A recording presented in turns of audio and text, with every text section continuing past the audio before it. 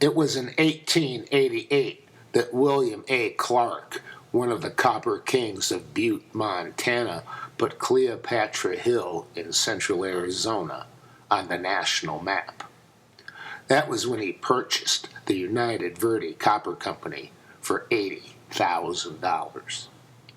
2 years later, in 1890, the federal census takers counted 250 residents perched on the side of Cleopatra Hill, just outside the United Verde mine property in the mining camp known as Jerome. When incorporated in March of 1899, the town of Jerome was Arizona's fourth largest municipality when measured by population, behind Tucson, Phoenix, and Prescott, but one of the smallest when measured by area at just 504 acres. That same year, William A. Clark built a 4-story mercantile building, the T.F. Miller Store, on Main Street at a cost of $100,000, which was a pretty pricey sum in those days. The building was the lifeblood of the mining community,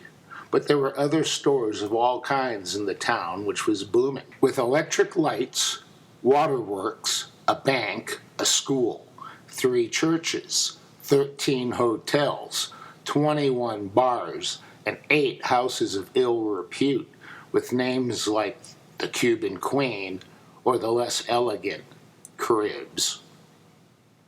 When William Clark finished construction of the Montana Hotel in 1900, the 200-room hotel was known as the finest hostelry in the West. The census takers counted 2,861 people living in the town of Jerome that year.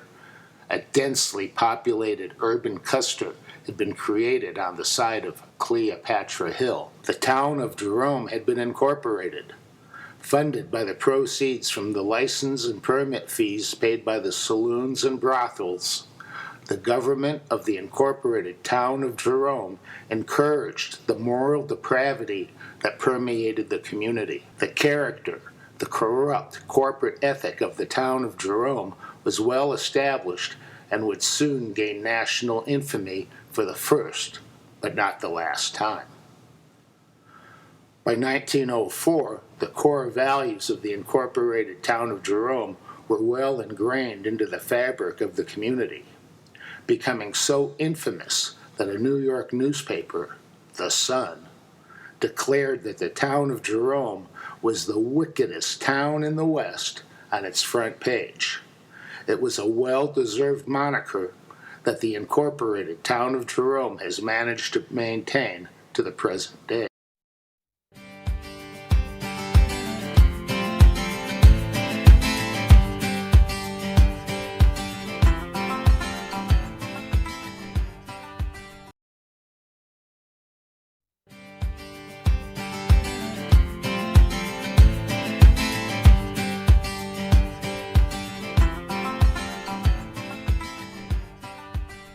Welcome to the Jerome Grand Hotel.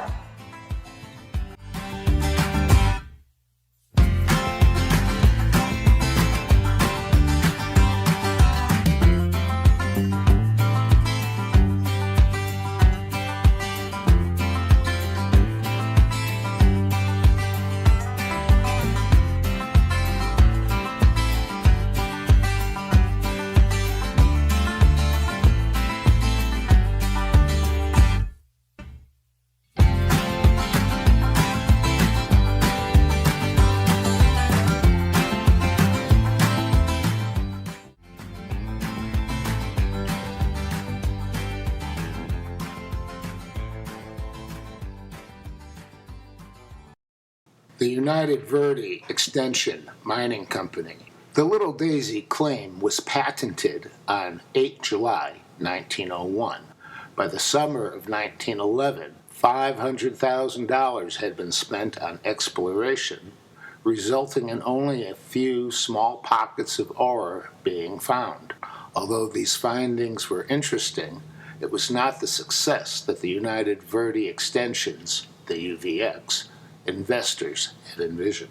exploration activities were discontinued.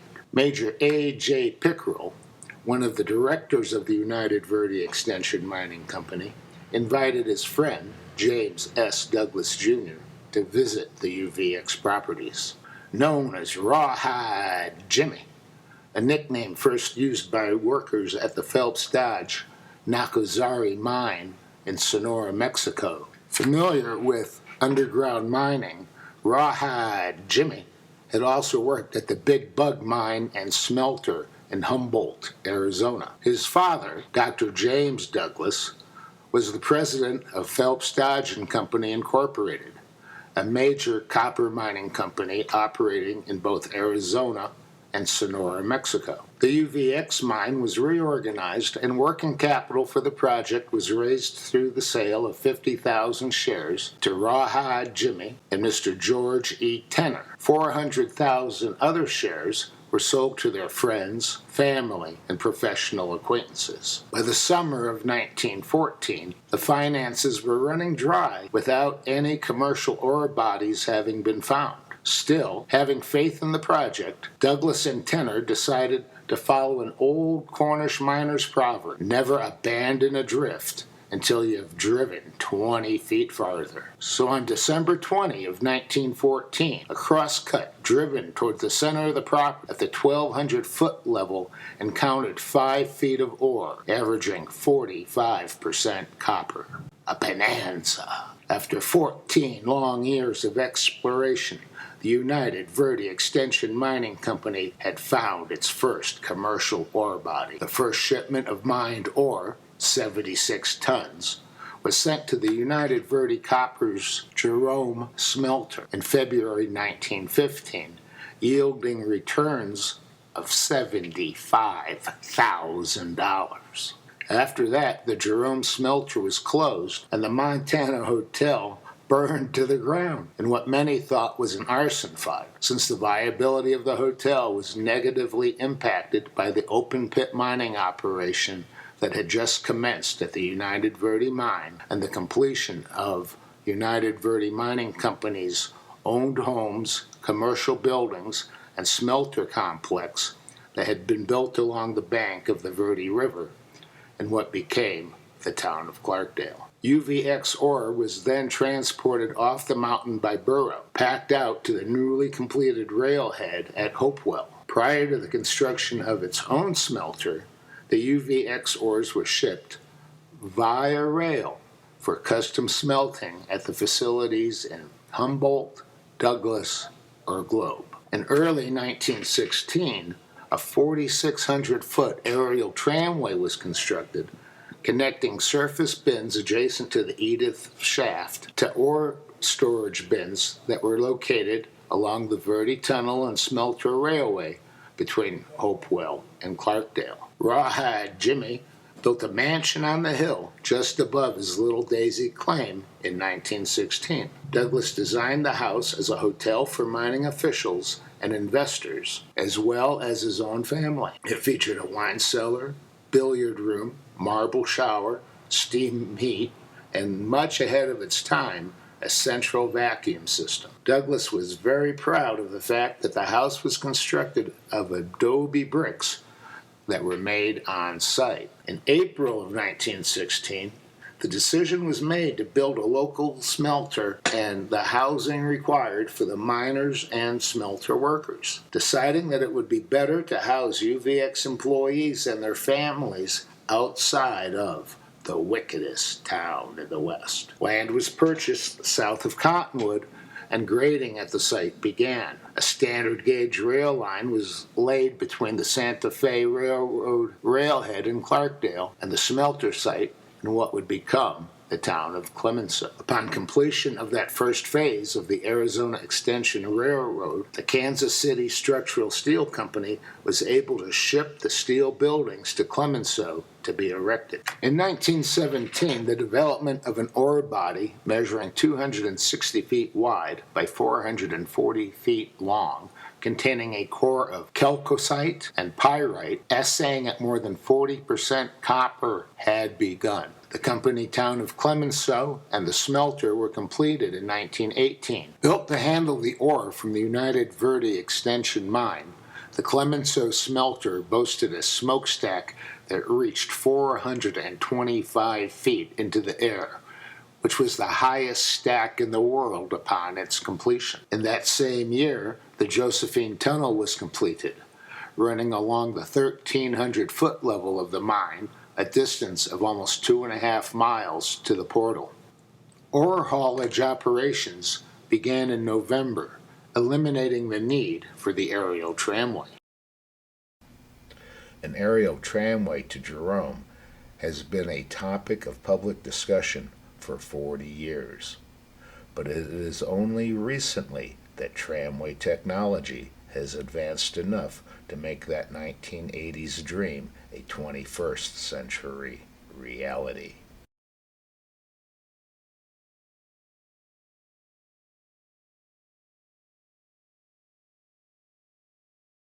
"25-ton standard gauge electric-powered locomotives with 8 30-ton ore cars performed the rail haulage through the tunnel. At the portal, these were reconfigured into 16-car trains, which were transported to the smelter by a steam locomotive."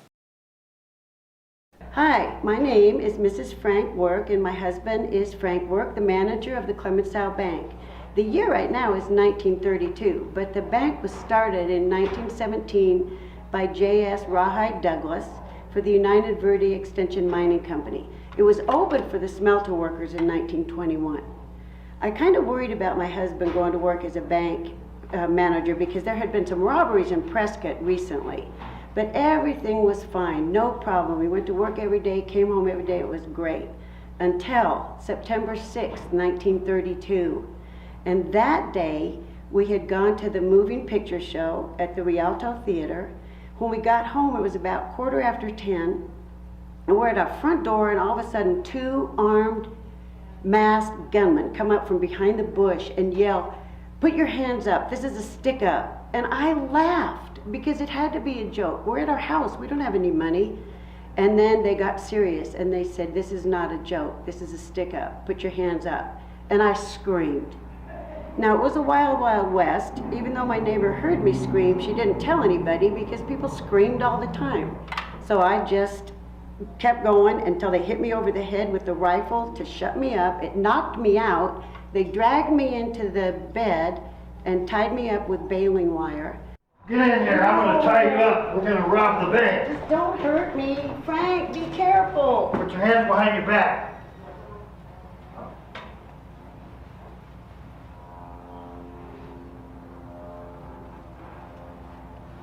Okay, she's tied up. Take him to the bank. All right. Let's go. All right. And one of the guys stayed with me and the other robber went with my husband Frank to the bank. There, luckily, there's a time lock safe that couldn't have been opened, so all they got away with was $1,700. That's about $34,000 in today's money. But they brought Frank back to the house, tied him up with me, and left. I got the money. Frank, are you okay? I'm okay. Sit down. Sit down. Sit up. You got the money. Let's get out of here. Frank, I got loose. I can get you loose. Okay. There's the phone. I'll do it again. Please. Where's the phone? Right here. There it is. Oh, yeah. Are you okay? Yeah, I'm okay. Please, help us. We've been robbed. This is the bank. Clemenceau Bank. Stole our car and left. Now, I was able to get loose quicker because I'd been sitting there for a while, and I undid myself, and then I undid my husband, and he immediately called the Jerome police, and then ran down the street to Deputy Sheriff Munn's house to tell him what had happened. So the police, it took them a while to get on it, but they got on as soon as they could, and they could not find the guy. They had the dogs from the Florence prison trying to track him, and nothing. The next day, when a sheriff was coming from Prescott to Cottonwood, or Clemenceau then, sorry, he saw our car on the side of the road abandoned by Dewey. And he went up to the car and looked and noticed around it were sets of 2 footprints leaving the car going to the railroad tracks. So the guys got away. Nobody knows which train they took or which way they went. And luckily for the bank, we were insured and the bank stayed in business. And everything was fine. It's all good. I'm not worried about Frank going to work anymore because he's already been robbed, until 2 months later, on November 5th, during business hours, 2 armed masked gunmen came in the bank. Give me all your money. Hurry up. We ain't got all day.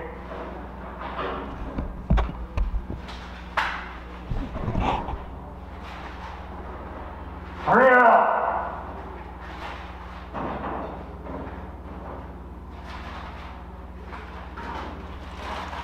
That ain't enough. Give me your gold.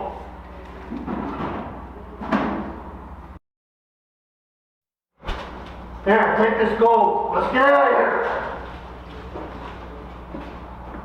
They went to Mr. Thompson, who was the teller, and demanded money. My husband, Frank, was in the back room with Mr. Wiggins in conference. And when the bank robbers got really mad and said, "You need to open the big safe, I need more money," they Get out of here. Okay. Gotta get the cops. I'm gonna go get the sheriff. heard the commotion and ran out the window. When they ran out the window, the bank robbers heard them and knew what was happening, that help would be coming. So they left with what they had. They made off with $7,000, which is like $134,000 today. And they could not find these guys. The police were on it quick because Frank and Mr. Wiggins went and got the sheriff immediately. They tracked a car that they knew these guys were in that they stole from Flagstaff the night before. And it was aimed towards Sedona. They drove there, they looked everywhere, they looked high and low forever, and there's another reward for them, and nobody found them. And unfortunately, after being robbed twice in 2 months, the bank just decided, we got to go out of business because we can't get insured. And with the building that was over on Candy Lane, where the Verde Valley Medical Center is now, they turned it into the U.S. Post Office. And Mrs. Silber bought the property. And she got really harsh, and she told the United States Post Office that your rent is more than $14 a month now. It's $14 a month plus fuel and electricity, and they couldn't take it. So the post office had to move to another location. They used the bank building for churches. A couple churches rented afterwards, and then it just lay dormant for decades. And in the late 1990s, the estate of Mrs. Silber got in touch with the Clemenceau Heritage Museum and said, "We would love to give you this building. All you need to do is pay to have it moved." And so they did. And when the museum workers went in there, they noticed that they couldn't find the 8-ton safe. Well, somebody had drywalled over the door, and they knocked it down, and there was the safe. Now that safe still has 2 safes inside of it, and one of them has never been opened. And the museum will give a $100 reward to anybody who can open that safe. It has been locked up since 1932, so we don't have any idea what's in it. So that's the story of the bank, and that's all I got. Following the placement of the building at its new location, a massive restoration effort began on both the interior and exterior by the museum volunteers. That lasted from May 2000 through October 2002. Windows and window frames were removed, old exterior paint removed, shiplap replaced, new sheetrock installed, along with baseboards, and intensive cleaning was accomplished. The vault doors required removal of 3 layers of paint, which surprisingly exposed the original lettering and artwork of the United Verde Extension Mining Company. Following interior painting of the building in 2002, electricity was installed, a new porch was laid, a new covered porch was installed, and the old safe moved back into the building thanks to Phoenix Cement, multiple 3-ton jacks, and a lot of volunteer manpower. In February 2000, after several attempts to open the safe, a local locksmith successfully opened the outer doors of the safe, but failed to open the combination lock on the inner safe. which remains locked since 1932 and which mysteriously remains unopened as of the current date. During the early stage of restoration, numerous Clemenceau post office records of historical significance were discovered in the concrete vault, some of which are on display in the bank building. In addition to the bank vault door restoration, post office records and postal boxes were reconditioned by the volunteers and placed back to their original positions in the building in September 2002. Exterior improvements, including building the new porch, restoring shiplap, installing a new roof, cleaning windows, and restoring signage, occurred thereafter. The grand opening of the Bank of Clemenceau, October 26, 2002. Finally, after almost 2 years of restoration efforts by the dedicated volunteers of the Verde Historical Society and Clemenceau Heritage Museum, the refurbished Bank of Clemenceau U.S. Post Office was opened to the public. Guided tours of the Bank of Clemenceau are available to the public during normal museum hours. Visitors are welcome to try their luck at opening the inner safe. Verde Historical Society continues to offer a $100 reward to the first person to open the inner safe. However, many visitors have tried without success. Sorry, no explosives can be used. Who put this train diorama together? It's really a fabulous piece of work. I'd have to say there were over 50 individuals, and there were railroad modeler clubs that did the work. And by the way, everything was built from scratch. They made the mountains look like the ones we have here, the hills, the villages, Cottonwood, Clarkdale, Jerome, and Hopewell, all were built from scratch. The buildings were all built from scratch. Even that Marion 300 shovel was built. Of course, we have the model cars and things like that. Those were bought, and the trains, cars, and locomotives. But all of the set, if you want to call it that, was done at the site. And it took, I think, about 3 years after I moved here to rebuild that 80% of it. It was slow process, but they did a beautiful job. And it's one of the big attractions of the museum. The fair use of a copyrighted work for purposes such as criticism, comment, news, reporting, teaching, scholarship, or research is not an infringement of copyright.